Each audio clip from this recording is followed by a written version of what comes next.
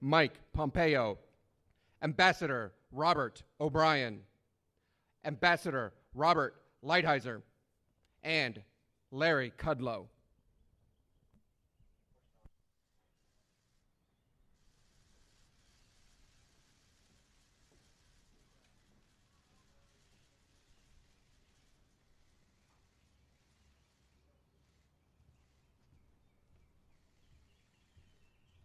Thank you very much. Good afternoon. Thank you. I'm here today to talk about our relationship with China and several new measures to protect American security and prosperity. China's pattern of misconduct is well known. For decades, they've ripped off the United States like no one has ever done before. Hundreds of billions of dollars a year were lost dealing with China, especially over the years during the prior administration. China raided our factories, offshored our jobs, gutted our industries, stole our intellectual property, and violated their commitments under the World Trade Organization. To make matters worse, they are considered a developing nation, getting all sorts of benefits that others, including the United States, are not entitled to. But I have never solely blamed China for this.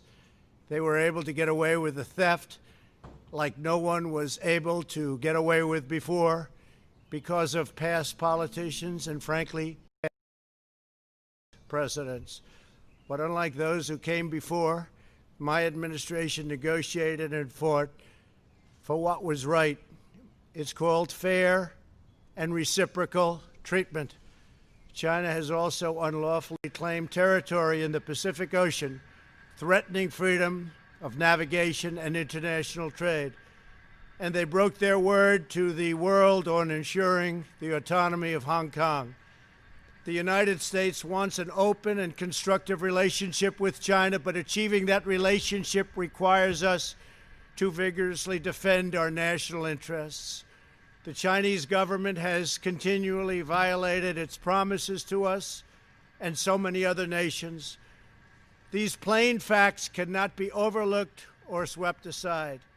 The world is now suffering as a result of the malfeasance of the Chinese government. China's cover-up of the Wuhan virus allowed the disease to spread all over the world, instigating a global pandemic that has cost more than 100,000 American lives and over 1 million lives worldwide. Chinese officials ignored their reporting obligations to the World Health Organization and pressured the World Health Organization to mislead the world when the virus was first discovered by Chinese authorities.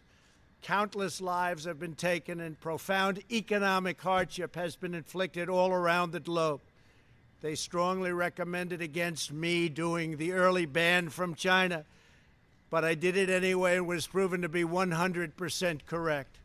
China has total control over the World Health Organization, despite only paying $40 million per year compared to what the United States has been paying, which is approximately $450 million a year. We have detailed the reforms that it must make and engage with them directly, but they have refused to act. Because they have failed to make the requested and greatly needed reforms, we will be today terminating our relationship with the World Health Organization and redirecting those funds to other worldwide and deserving urgent global public health needs. The world needs answers from China on the virus. We must have transparency. Why is it that China shut off infected people from Wuhan, parts of China? It went nowhere else. It didn't go to Beijing. It went nowhere else. But they allowed them to freely travel throughout the world, including Europe and the United States. The death and destruction caused by this is incalculable. We must have answers, not only for us, but for the rest of the world. This pandemic has underscored the crucial importance of building up America's economic independence, reshoring our critical supply chains, and protecting America's scientific and technological advances. For years, the government of China has conducted illicit espionage to steal our industrial secrets, of which there are many. Today, I will issue a proclamation to better secure our nation's vital university research and to suspend the entry of certain foreign nationals from China who we have identified as potential security risks. I am also taking action to protect the integrity of America's financial system, by far the best in the world. I am instructing my presidential working group on financial markets to study the differing practices of Chinese companies listed on the U.S. financial markets with the goal of protecting American investors. Investment firms should not be subjecting their clients to the hidden and undue risks associated with financing Chinese companies that do not play by the same rules. Americans are entitled to fairness and transparency. Several of the most significant actions we're taking pertain to deeply troubling situations unfolding in Hong Kong. This week, China unilaterally imposed control over Hong Kong's security.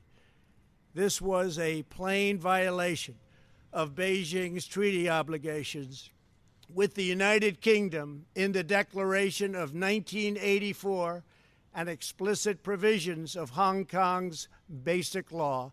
It has 27 years to go. The Chinese government's move against Hong Kong is the latest in a series of measures that are diminishing the city's long-standing and very proud status. This is a tragedy for the people of Hong Kong, the people of China, and indeed the people of the world. China claims it is protecting national security. But the truth is that Hong Kong was secure and prosperous as a free society. Beijing's decision reverses all of that. It extends the reach of China's invasive state security apparatus into what was formerly a bastion of liberty.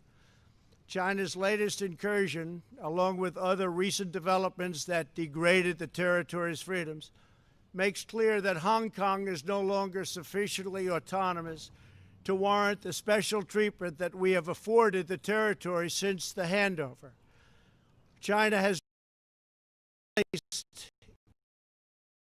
promise for two systems with one country, one system. Therefore, I am directing my administration to begin the process of eliminating policy exemptions that give Hong Kong different and special treatment. My announcement today will affect the full range of agreements we have with Hong Kong, from our extradition treaty to our export controls on dual-use technologies and more, with few exceptions. We will be revising travel advisory for Hong Kong to reflect the increased danger of surveillance and punishment by the Chinese state security apparatus. We will take action to revoke Hong Kong's preferential treatment as a separate customs and travel territory from the rest of China. The United States will also take necessary steps to sanction PRC and Hong Kong officials directly or indirectly involved in eroding Hong Kong's autonomy and just, if you take a look, absolutely smothering Hong Kong's freedom. Our actions will be strong. Our actions will be meaningful. More than 2 decades ago, on a rainy night in 1997, British soldiers lowered the Union flag and Chinese soldiers raised the Chinese flag in Hong Kong. The people of Hong Kong felt simultaneously proud of their Chinese heritage and their unique Hong Kong identity. The people of Hong Kong hoped that in the years and decades to come, China would increasingly come to resemble its most radiant and dynamic city. The rest of the world was electrified by a sense of optimism that Hong Kong was a glimpse into China's future, not that Hong Kong would grow into a reflection of China's past. In every decision, I will continue to proudly defend and protect the workers, families, and citizens of the United States of America. Thank you very much. Thank you.